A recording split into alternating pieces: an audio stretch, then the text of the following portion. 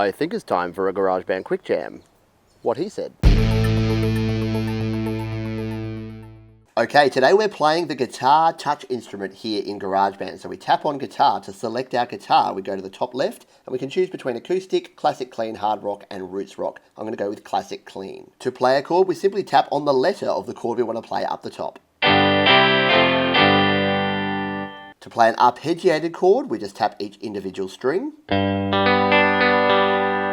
And to play a muted chord, we tap and hold at the very left here and we tap the strings. If we go to our options in the top right here, we can turn autoplay on. With autoplay on, if we tap on one of these,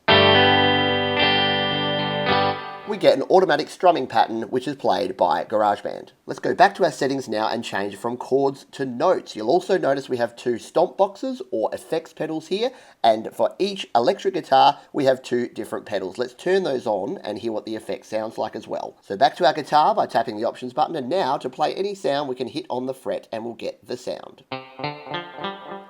And you can hear those effects coming through as well. Now to play an open string, we tap right here on the left side where the bridge is. Don't know the guitar very well? No problem. Tap on the scale button here and turn it to a scale. Let's just choose minor, and now we don't have to know the actual frets to hit. We can just hit them and it will be right there in the minor scale of the key that we're in. Finally, some techniques for playing the guitar. So if we slide up and down, we can create a slide effect. We can also do string bends by tapping, holding, and moving up and down. And finally, we can do a hammer effect by holding down one note and hitting another. There you have it. That's the basics of playing the touch instrument guitar here in GarageBand. And that is it for this GarageBand Quick Jam. Happy holiday shredding.